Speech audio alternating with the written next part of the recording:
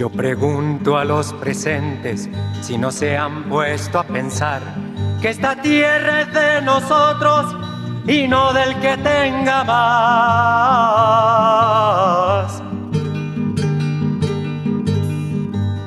Yo pregunto si en la tierra nunca habrá pensado usted que si las manos son nuestras.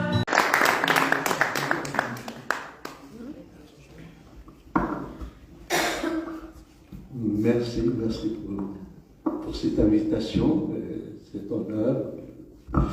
Bon, vous avez évoqué ici deux personnages, enfin deux sujets qui me sont très proches. Le premier, c'est Mouhia, qui était un grand ami que j'ai connu dès sa première année à l'université d'Alger. Et une fois, je le rencontre à Paris, comme ça,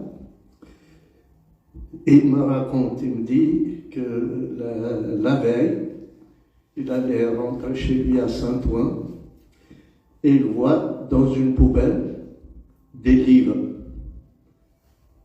Et il trouve que c'était, enfin, on peut tout jeter sauf les livres.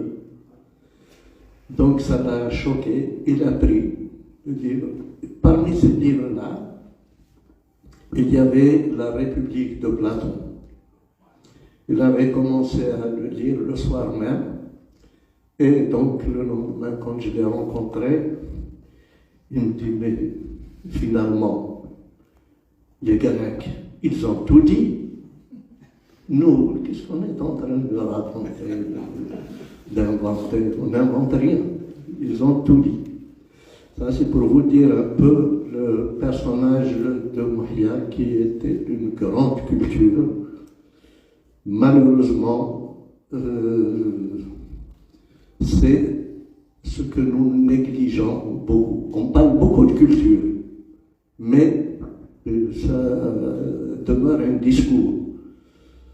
Or, la culture, c'est un savoir avant tout. Il faut qu'on se connaisse nous-mêmes.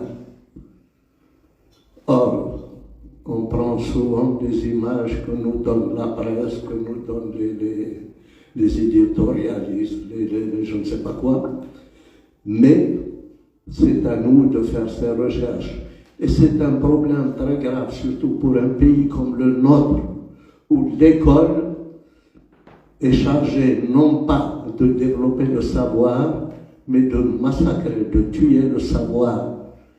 On est en train de former des répétiteurs. Le maître d'école dit, c'est la parole de Dieu. D'abord, on a calqué l'école publique sur l'école coranique. Et ça, c'est vraiment le mal, le grand mal de l'Algérie. Et tant qu'on ne l'aura pas compris, on s'en sortira pas. Et c'est valable même ailleurs, même en France, je vois la déviation de l'école. Ça va un peu dans le même sens, parce que c'est les politiciens qui dictent les programmes scolaires. Ce n'est pas des pédagogues, ce n'est pas des gens de savoir, des gens des philosophes, des gens qui ont vraiment des connaissances. Voilà, ce sont les politiciens qui dictent des programmes selon leur idéologie. Voilà, et ça c'est le grand mal du siècle, c'est les idéologies. Le deuxième sujet, vous avez parlé du Chili. Le Chili, pour moi, Allende, c'est l'un des grands modèles d'homme politique qu'a connu le XXe siècle. Et j'ai écrit une chanson que certains parmi vous connaissent, qui est chantée par Idir, c'est Izoumel. هذه زمال تلقيو تكمامين ديال التمر تيزدنا سنوات مثل نانتي قرانين. En fait, cette chanson, j'avais lu à l'époque du coup d'État de Pinochet, j'avais lu un petit article dans Jeune Afrique. Il y avait quelques lignes où ils ont rapporté les conditions de l'assassinat de Victor Jara. Victor Jara qui était un grand homme de théâtre et un grand chanteur, poète chilien, et qui avait pris position évidemment pour Allende. Donc Victor Jara, ils l'ont ramené au stade, parmi tous les détenus que Pinochet avait réunis au stade, et ils l'ont mis au milieu du stade, ils lui ont donné une guitare, ils lui ont dit « chante ». Il a pris la guitare, il a commencé à chanter, et puis le stade commençait à chanter avec lui.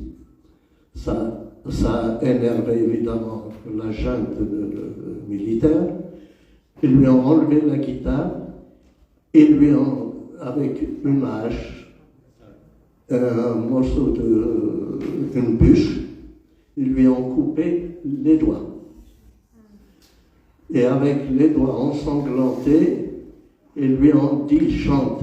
Alors, debout, les doigts ensanglantés, il a chanté et tout le stade a donné, a chanté avec lui. Et là, ça a énervé les militaires, ils l'ont fusillé, ils l'ont tué sur place. Alors, quand j'ai lu ça, ça m'a inspiré cette chanson où je dis que tous les porteurs de paroles de vérité sont menacés à travers le monde.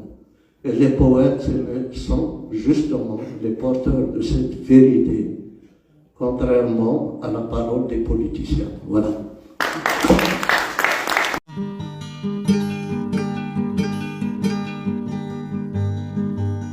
Yo pregunto a los presentes si no se han puesto a pensar que esta tierra es de nosotros y no del que tenga más.